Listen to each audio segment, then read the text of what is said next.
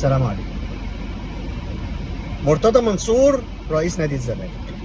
هتقول لي ايه يا عم اللي انت بتقوله؟ بقول لك اسمع بس الكلام. مرتضى منصور رئيس نادي الزمالك.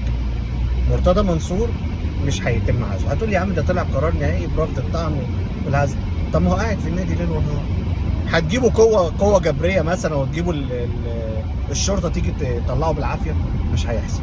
هتحاولوا تطلعوه بالعافيه تمشوه بالعافيه؟ مش هيحصل. هتعملوا انتخابات هيدخل فيها؟ هتقولي ما ينفعش. اقول لك لا، كل حاجه بقت تنفع مع مرتضى منصور، مع الوزير اشرف صبحي بالاسلوب بتاعه ده وعدم تنفيذه للقانون. مش عايز اقول حاجه تاني، وعدم تنفيذه للقانون بشكل صريح ومباشر. بقول لكم مرتضى منصور هو رئيس نادي الزمالك، شئتم ام ابيتم. الراجل قاعد وزي الفل. هتقولي ما بيطلعش مكتبه، طب وايه المشكله؟ وبعدين هو انتوا مش عارفكم انه ما بيطلعش مكتبه؟ وهتفرق ايه طلع مكتبه ولا ما طلعش مكتبه؟ هو المكتب هيعمل لنا ايه ولا ايه؟ هي المشكله كلها في الشخص نفسه، هو اللي بيدير نادي الزمالك، وما زال هو اللي بيدير نادي الزمالك، وهيفضل هو اللي بيدير نادي الزمالك.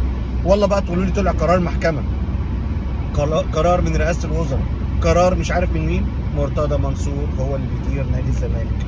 الموضوع كله اشكال ومسميات. كون بقى بياخد مرتبه من نادي الزمالك او ما بياخدش من نادي الزمالك، دي ما اعرفش، دي حاجات في جهات رقابيه وحاجات قانونيه تطلع لها. بس انا بقول لكم مرتضى منصور هو رئيس نادي الزمالك، وهيفضل رئيس نادي الزمالك. وحتى بعد قرار المحكمه وقاعد يقول لك احنا بنحترم القضاء، سيبكم من الكلام ده كله. مرتضى منصور هو اللي هيفضل داير نادي الزمالك. وافتكروا الكلام ده، هي اصلها بصوا، طالما من البدايه ما ضربتش على الحديد وهو سخن، والراس الكبيره بتاعتنا اللي هو وزير الشباب والرياضه مش عارف ياخد قرار جريء او قرار يحفظ بيه حق الرياضه المصريه، هيفضل نادي الزمالك بالمستوى ده، وهيفضل نادي الزمالك مش معروف له اول من اخر، وهيفضل نادي الزمالك ملوش اول من اخر. هتقول لي مش من حقه يوقع، مش مشكله، هيجيب النائب بتاعه يوقع او اي حد يوقع على الاوراق، بس بموافقته. مفيش حاجه هتتعمل الا بموافقته، وهو اللي هيدير نادي الزمالك، سواء بقى قاعد على ترابيزه تحت، سواء قاعد في مكتبه فوق.